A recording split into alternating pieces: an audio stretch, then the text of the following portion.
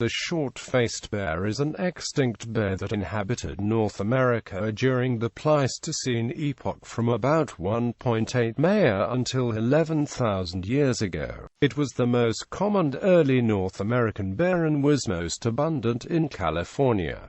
There are two recognized species, Arctodus pristinus and Arctodus simus, with the latter considered one of the largest known terrestrial mammalian carnivores. It has been hypothesized that their extinction coincides with the Younger Dryas period of global cooling commencing around 10,900 BC. Naming and etymology. The name short-faced bear derives from the shape of the skulls, which appear to have a proportionally short snout compared to other bears. This characteristic is also shared by its extant relative, the spectacled bear. However, this apparent shortness is an optical illusion caused by their deep snouts and short nasal regions. The scientific name of the genus, Arctodus, derives from the Greek language and means bear tooth.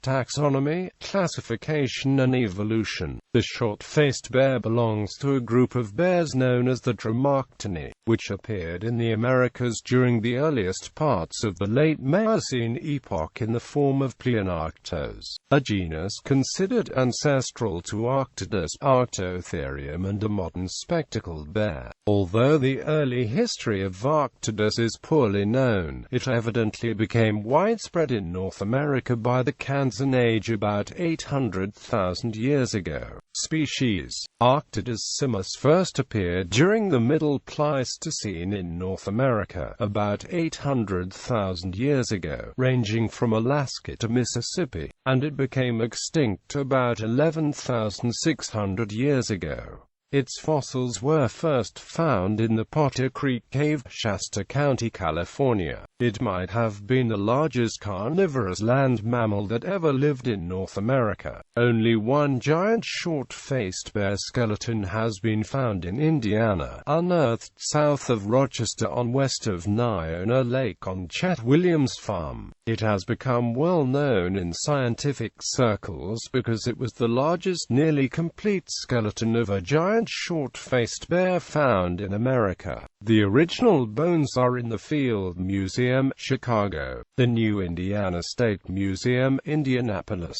and the Yukon Beringia Interpretive Center, Whitehorse, Yukon Territory, Canada, have casts made of the bones. In a recent study, the mass of 6 specimens was estimated, 1/3 of them weighed about 900 kilograms, the largest being UVP015 at 957 kilograms, suggesting specimens that big were probably more common than previously thought. It stood 8 to 10 feet tall on hind legs, while a large specimen would have been 11-12 feet tall with a 14-foot vertical arm reach, and 5 to 6 feet high at the shoulder when walking on all fours. It was tall enough to look a man in the eye. At River Bluff Cave, Missouri, a series of claw marks up to 15 feet high have been found along the cave wall, indicating short-faced bears over 12 feet tall. Arctodus pristinus inhabited more southerly areas ranging from northern Texas to New Jersey in the east, Aguascalientes, Mexico to the southwest, and with large concentrations in Florida, the oldest from the Santa Fe River, one site of Gilchrist County, Florida. Paleontological sites.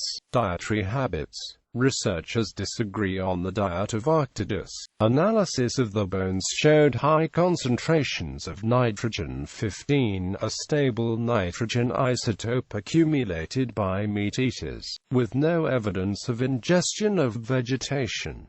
Based on this evidence, A. simus was highly carnivorous and as an adult would have required 16 kilograms of flesh per day to survive. One proposal for its predatory habits envisages A. simus as a brutish predator that overwhelmed the large mammals of the Pleistocene with its great physical strength. However, despite being very large, its limbs were too gracile for such an attack strategy. Because its long legs enabled it to run at speeds of 50 to 70 kilometers per hour. An alternative hypothesis is that it may have hunted by running down Pleistocene herbivores, such as wild horses and saiga antelopes, in a cheetah-like fashion, at one time earning it the name running bear. However, during pursuit of speedy game animals, the bear's sheer physical mass would be a handicap. Arctodus skeletons do not articulate in a way that would have allowed for quick turns, an ability required of any predator that survives by killing agile prey. Paul Matters,